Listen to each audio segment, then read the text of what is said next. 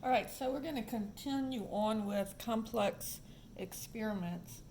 And we've looked at this a little bit before, but we'll talk a little more in depth now. And this is called the probability tree diagram. Now, we've already seen the tree diagram, and this is the same one that we had in the first part of the lecture, where we're picking two balls without replacement, and we have a red, a white, a green, and a yellow ball. And so the tree diagram looked like this. So in the first draw, we could either get a red, a white, a green, or a yellow. And so then if I picked the red, I could get the white, the green, the yellow, because those were the ones that were left. If I picked the white, I'd only have three balls left, and they would be red, green, and yellow, and so forth and so on. So what we're trying to do here is we're going to put probabilities to each one of these limbs on the tree. So if you look at my first set of limbs on this tree, you have an equally likely chance to pick the red, the white, the green, or the yellow ball out of this bin. And so since there are 4 balls in the bin, then this would be 1 out of 4. And this would be 1 out of 4, and this would be 1 out of 4, and this would be 1 out of 4. Now, in the same way, after I have already picked the red ball, the probability of getting a white, a green, or a yellow would all be just as equally likely, but now I only have 3 balls in the bin. So this would be 1 out of 3, 1 out of 3, 1 out of 3. And same thing here. Once I've picked the white ball, it's equally likely to get the red, the green, or the yellow. So the chance of getting a red would be 1 out of 3. And green would be 1 out of 3, and yellow would be 1 out of 3. And same thing down here. Now, this would be picking a red first and then a white. And notice that its probability would be 1/4 times 1/3. So you multiply down the tree. So this would be a 1 out of 12 chance of getting a red and then a white. And then this would be getting a red and then a green, and same thing, it's 1/4 times 1/3. And then this would be red and yellow, 1/4 times 1/3.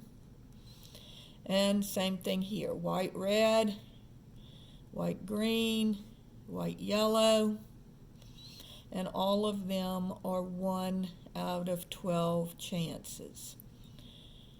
So let me just finish this one up.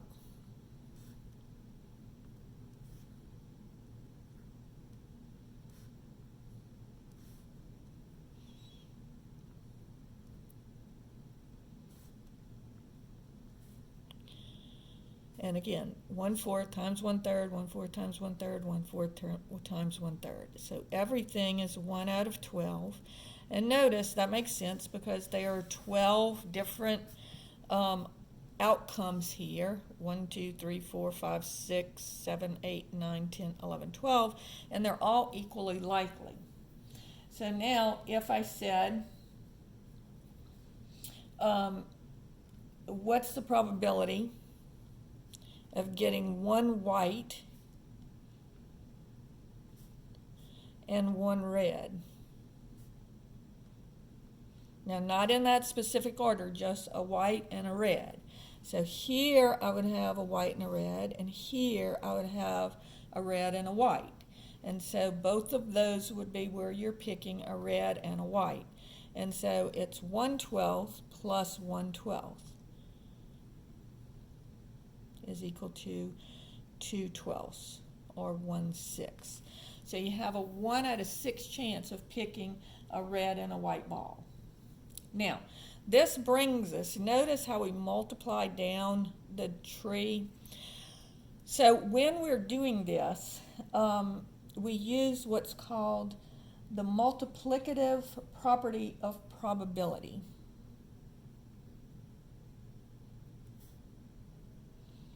multiplicative property of probability.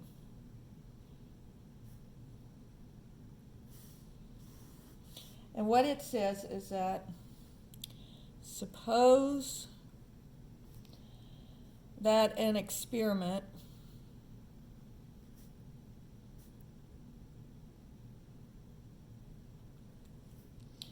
consists of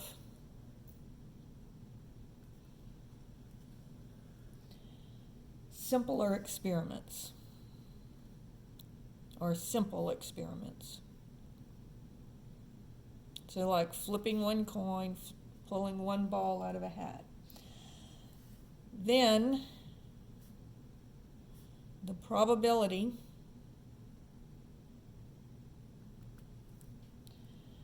of the final outcome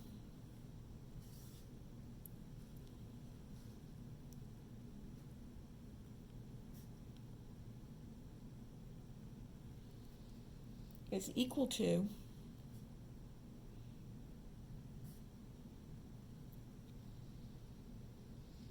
the product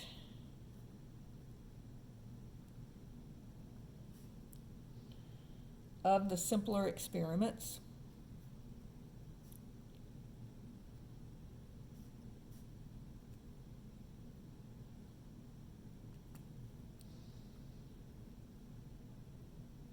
that make up the sequence.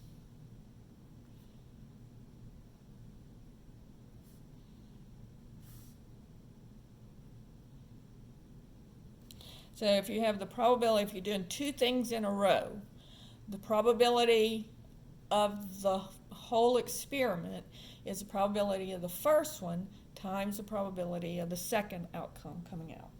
Okay? Now, we also want to talk about mutually exclusive events.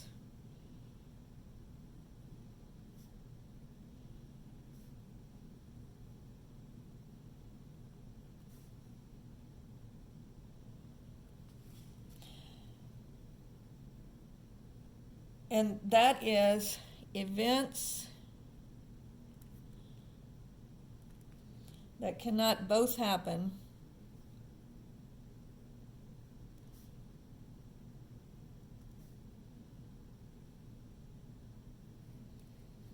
in the same simple experiment.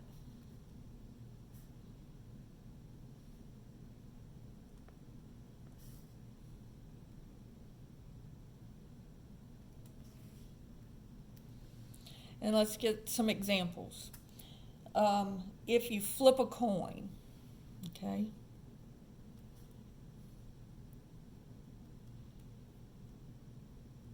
the coin is either going to come out heads or tails, right?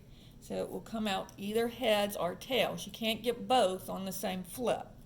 The same thing when you roll a die.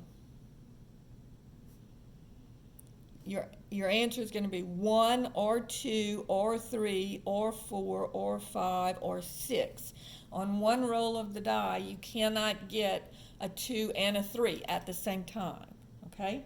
Now, let's look at one that's not mutually exclusive, okay?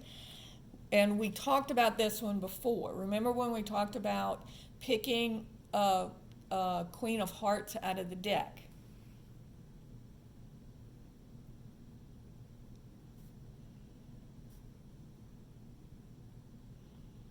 Okay, so when we pick, can we pick a queen and a heart at the same time out of a deck of cards? Yes, we can pick the Queen of Hearts. And so those two events are not mutually exclusive. But picking a heart and a spade at the same time are mutually exclusive. Because in one draw, I cannot get a heart and a spade. But in one draw, I can get something that is both a heart and a queen, okay? And so those are not mutually exclusive because on one draw, I can get both of those things, okay? So let me not put Queen of Hearts, but Queen and Heart, okay? And those are not mutually exclusive because I do have a card that is both a queen and a heart. Okay? So that is what mutually exclusive means.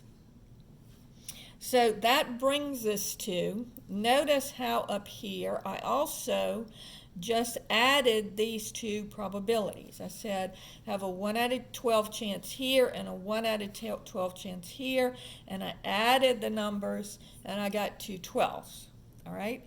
So that brings us to the additive property of probability.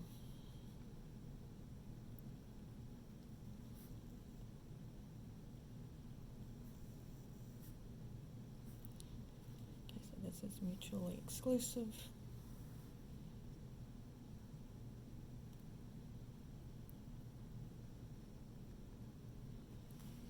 Okay, the additive property of probability. And what it says, and we'll talk about it in a second, but the definition says if E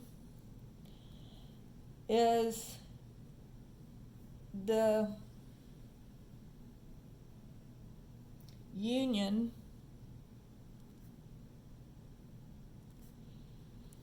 of piecewise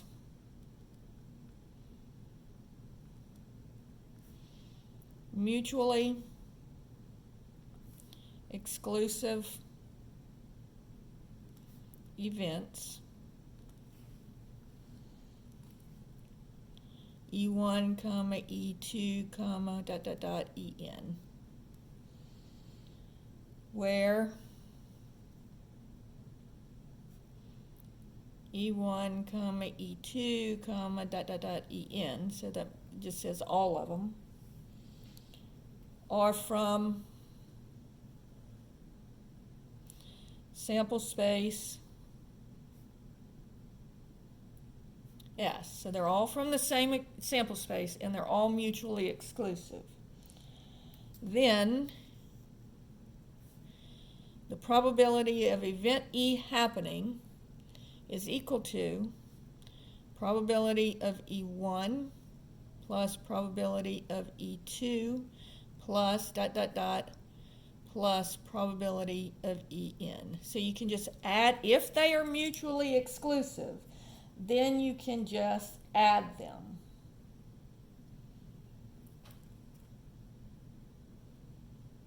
Okay? Now we've looked at this before because we have seen that when we talked about the probability of A union B is equal to the probability of A plus the probability of B minus the probability of A intersect B. This is the same formula, except for now A and B do not intersect. And this is when we talked about the Queen of Hearts. We said if we have the Queen and then we have the heart, then we have to subtract out that Queen of Hearts because we've added it twice. Okay, well here it's saying if they are mutually exclusive, so they cannot both happen. So this is now 0. And so this is the same thing that we did before, except for now we're talking about mutually exclusive events, so we can just add the probabilities, and we don't have to worry about an intersection if they're mutually exclusive. All right, so let's do another probability tree diagram. Okay, and we're going to do, and these are really good for the little picking the balls out of the bucket are really good for explaining this stuff. So if I have 2 blue balls and 1 red ball, okay, and I am going to pick 2.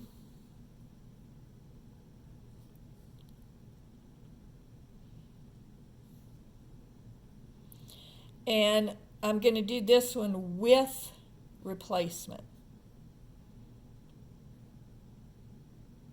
All right? And so we're going to have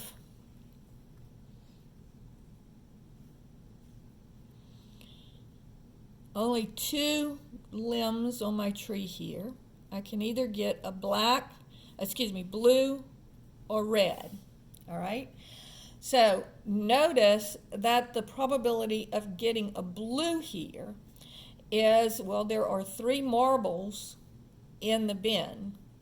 And so the probability of getting a blue one would be 2 out of 3, because there's 2 blue out of 3 altogether. And then the probability of getting a red one would be 1 out of 3. Okay? Now notice that these probabilities always add up to 1. 2/3 plus 1/3 gives me 3/3. That's 1. And we can look back at this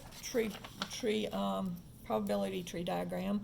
1/4 plus 1/4 plus 1/4 plus 1/4 gives me 1. And then looking at this branch of it, 1/3 plus 1/3 plus 1/3 gives me 1. And that's true for all of these. So this gives me 3/3, which is 1. This gives me 4/4, that's 1. All right, now on this one, we are replacing the marbles. All right, and so after I picked a marble and I got a blue one. So then I put it back in the bin, I shake it back up, and then I draw another marble. So I can still get a blue or a red. And again, the probability of getting a blue, since I replaced it, I still have 3 marbles in there. And so this would be 2 out of 3, and this would be 1 out of 3. And so this would be blue or red, and 2 out of 3 and 1 out of 3, just like it was for the rest of them. So this would be blue then blue, and it would be 2/3 times 2/3, which would be 4/9. All right, and this is going to be blue and then red, and that would be 2/3 times 1/3. And so that would be 2/9. And then this would be red and then blue, which would be 1/3 times 2/3. So that's 2/9. And then this would be red and then red, which would be 1/3 times 1/3, which would be 1/9. Now notice also at the end, if I add all these up, they'll add up to 1, 2. So 4/9 plus 2/9 is 6/9, plus 2 more would be 8/9, plus 1 more would be 9/9, and that's 1. So these always add up to be 1. All right? And so if I said, what is the probability of getting 2 blue marbles? Well, that would be a blue and then a blue. There's only one possibility of doing that, and that would be 4/9. If I said, what's the probability of getting 1 red and 1 blue? And notice on this one, I'm not specifying order. So that would be 2/9 plus 2/9, which would be 4/9. All right, and if I said, what's the probability of getting 2 reds? Well, that would be just, this is the only one where I get 2 reds, so that would be 1/9. All right? All right, let's do one more, and then we'll move on to the next. Let's say that I have 3 black marbles and 1 red marble. All right, and I am again doing, and on this one I'm not going to do the whole tree diagram. I'll just show you how to do it. And so I'm picking 2, and I'll do it with the replacement.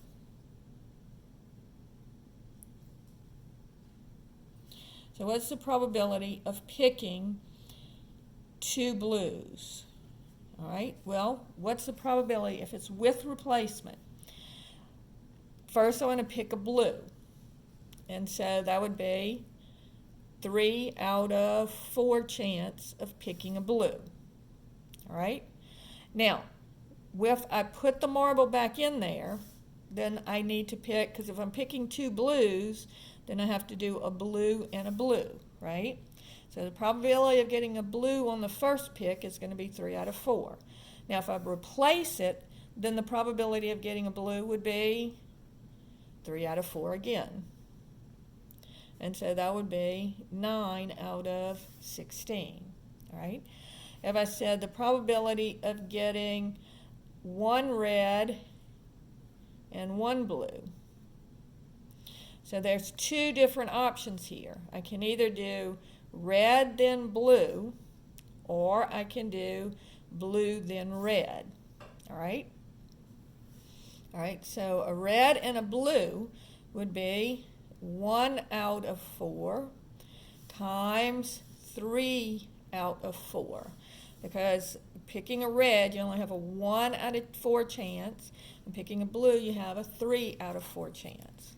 Or blue then red would be 3 out of 4 times, and then picking a red would be 1 out of 4. So this would be 3/16 plus 3/16 would give me 6/16. And I could reduce that. That would be 3/8. All right? Now, if I do it without replacement, and I'll just do 1 here, 3 blues and 1 red, and this time pick 2 but without replacement. So the probability of getting 2 blues would be, well, I'm going to pick a blue. So I want a blue and then a blue. So the probability of picking a blue in the first place would be 3 out of 4, just like it was before. But this time I do not replace the ball. And so now I only have 2 blue marbles in there. So now I've got, if I want to try and pick another blue marble, it would be 2 out of 3. All right? And so this would give me 6/12, or if I reduce that, it would be 1/2. All right? So that's how you can do it without drawing the tree diagram.